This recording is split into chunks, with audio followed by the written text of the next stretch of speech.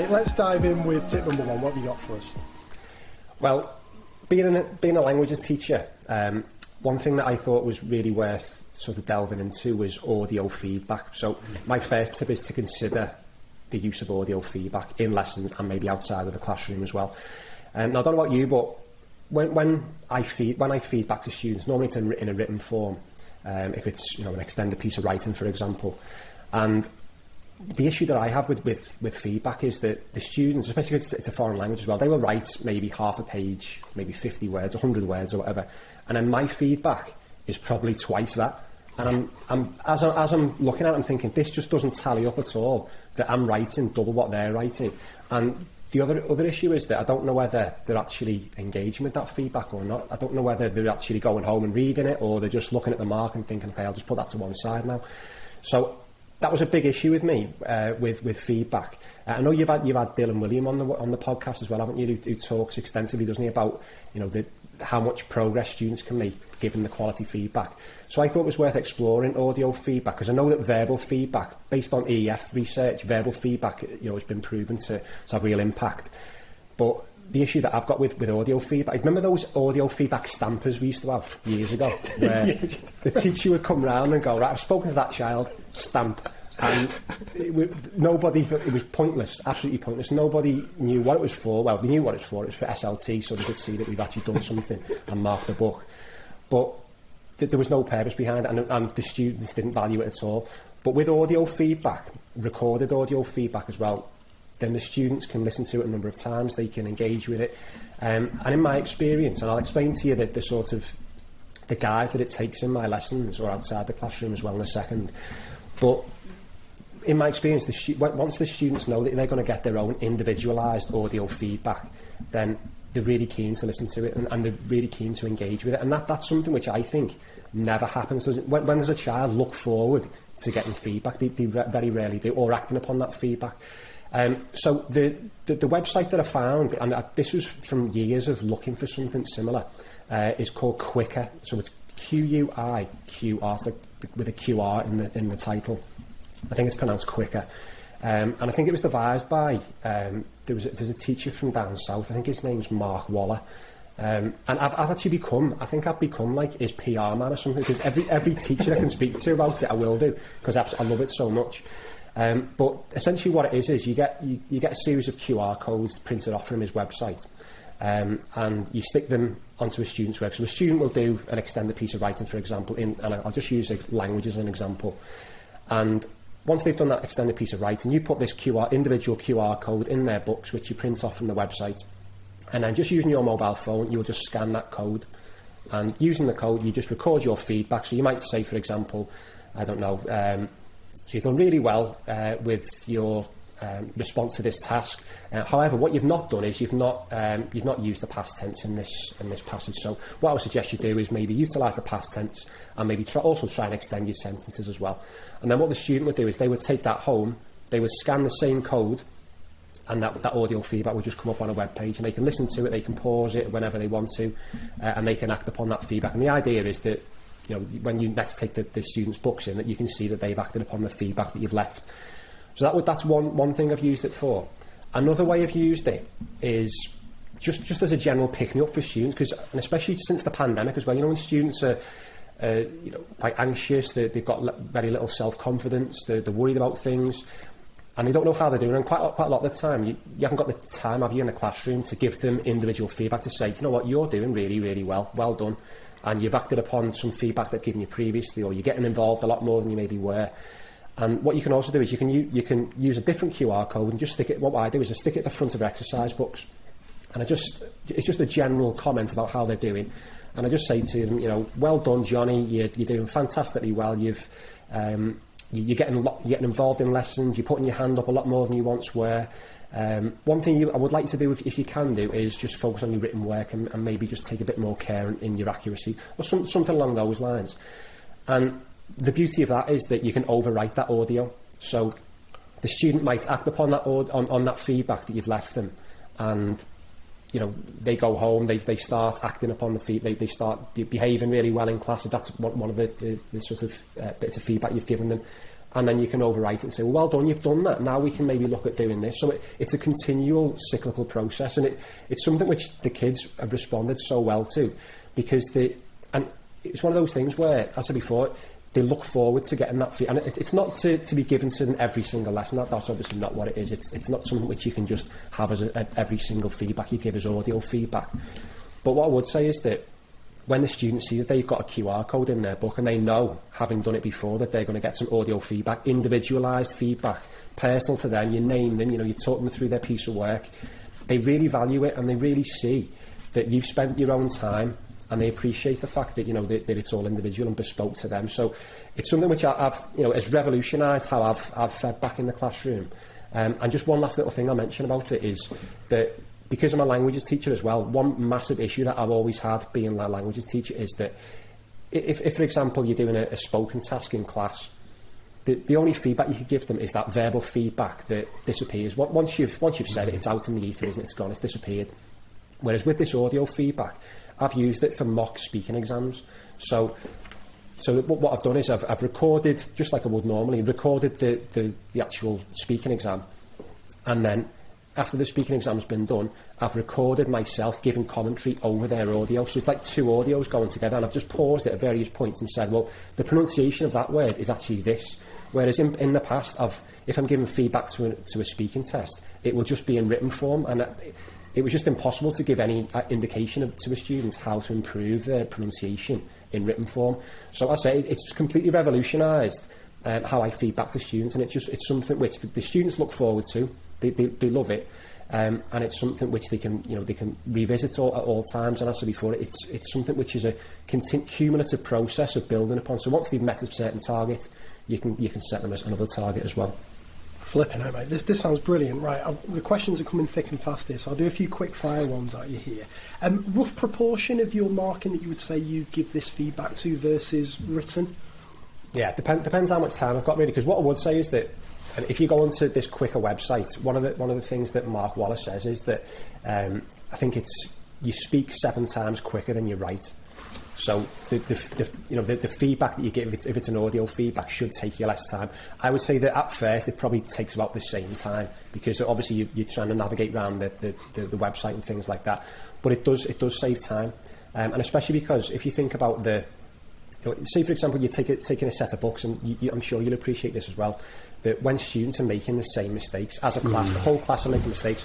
Massive frustration for me was when the next book made the same mistake, and you're like, well, obviously I've done something wrong here in my lesson. I've not explained it well enough, or that there's a misconception that they've got that I've not picked up on in my lesson. And you're going through the same books and you think, well, I can't continue marking the same error over and over again. So what you can do with the QR codes is record the same audio feedback and just give them the same sticker for each year. So it does save a bit of time that way as well. But in terms of how often I do it, I would say that the one I do more often is the general pick-me-up one at the front of the exercise books, just to give them a bit of a confidence boost. But I would say maybe every 4 or 5 weeks, just because that's probably how often I take in their books to mark and extend a piece of writing. So I'd probably say when they do an extended piece of writing, I would try as best I can to give that bespoke feedback if I can. That's great, mate. Cost? How much are we talking for this? I take it you're on some kind of cut from this or something like that, right? Do you know what? I said before, I should be, because I've probably been marketing it a lot more than the fella who invented it was. But I think the website's free to go on, as far as I know. I think you can sign up for all those packages where you can have departmental one and all that sort of stuff. But it's free as far as I know. Well, I've used it; it's free. But you can do all those sorts of things with the app as well, where you can send a link to a website, or it could be even YouTube or whatever, or you can even leave written feedback on it as well, which obviously defeats the whole idea. But there's lots you can do. You can actually start up a dialogue with the students as well. Now, I don't know if you remember years ago. Remember, dialogic marking was like the all and end all. And whenever Ofsted came in, it was, oh well, you've got to show that you've had a conversation with the students, right. And it has to be in green pen, and you have to respond in red pen, and it just became a monster, didn't it? And it became ridiculous and totally unmanageable. But with this, I think what you can do, you can start a dialogue, but that dialogue can just be you ask them to do something, then responding, and that's the end of it. Whereas dialogic marking was, there was no end point to it, was there?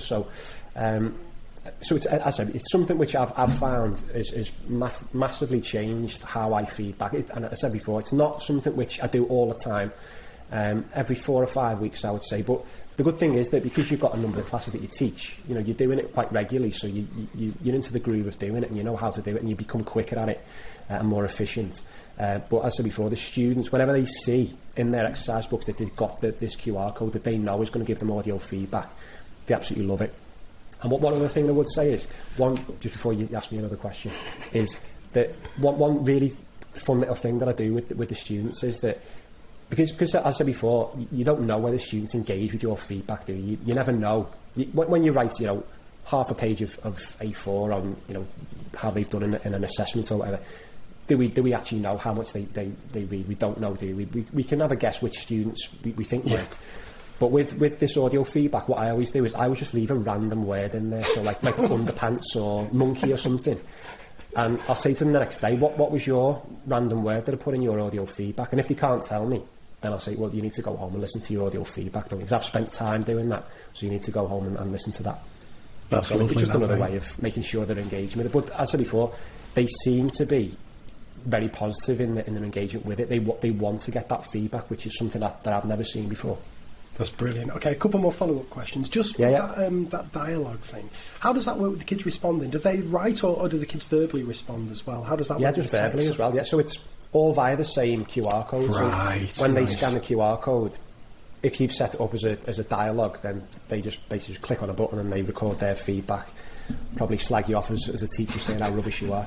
And then if you want to, you can continue and carry on that conversation. That's great. Just before I forget to mention about those stamps, I was all over that verbal feedback given stamp. I was running out of ink left, right and centre with that one. That was absolutely ideal. In terms of, I know it's always an awkward question with technology, this. What about the kids who don't have like the smartphones that can scan the QR? Has that not been too much of an issue? To be honest, it hasn't been an issue, but teaching in the area that I do teach in, or I did teach in, most students have got a better mobile phone than the teachers are. But nobody's come to me and said it's an issue. But you do need a camera to scan it. It's one of those where you do need a camera. So whether it's you do it, what you can do it in lessons. Clearly, what I've done in the past is as I mentioned before, with those commentaries I've given on speaking tests.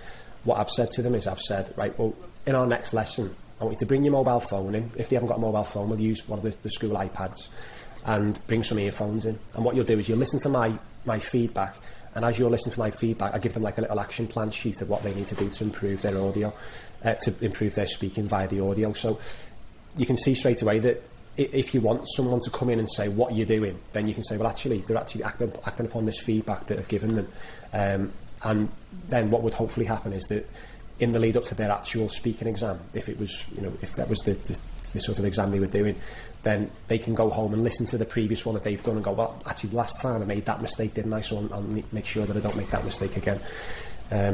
But yeah, so it's, as I said, something which I've loved using, and because I quite like using technology as well, something which I've found just really easy to use, and when I've been trying to explain it and trying to market it, like I said to you before, in school, other departments have found it really useful as well. The maths department, for example, have used it extensively to give good quality feedback as well. That's interesting. Do you know, you won't know off the top of your head how maths are using it, are you? Because again, it's always the thing you always think is, does this lend itself well to maths using it? I don't, to be honest. They just said they're doing it. They didn't really like it. I'll do some big. That was good enough for me. Gave me some kudos for 5 minutes.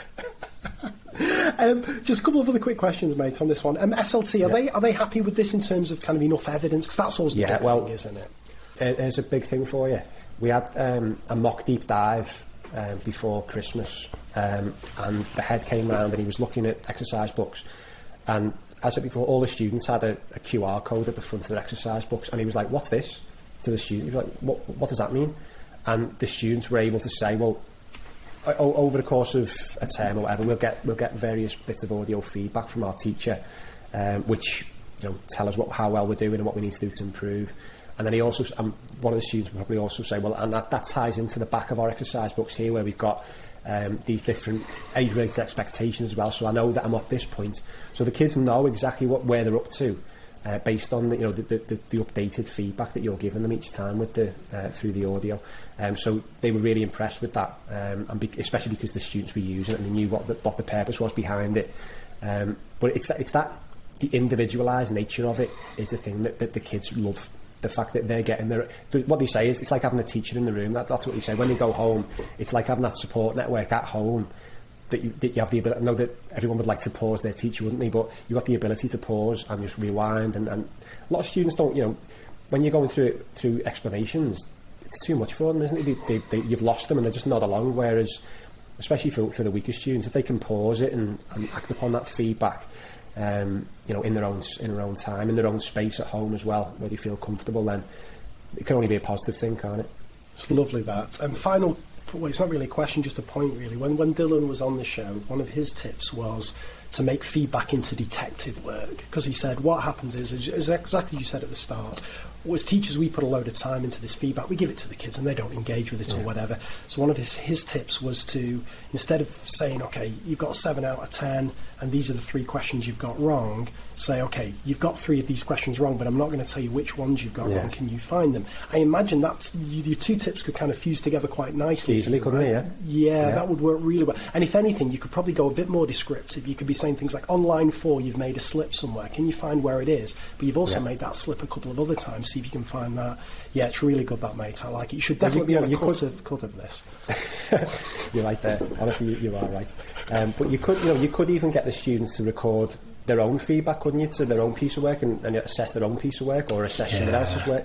There's that many things you can do with it. I mean, I've only touched the surface with it really in languages, but I'm sure you, as a maths teacher, you'd be able to think of a number of ways that you could use it in maths. But as I said, it's something which I've thought was absolutely brilliant, and as I said before, anyone who asks me about any ideas that I've got for teaching, this is always one of the first ones I give them, because it's something which has changed how I teach. Amazing.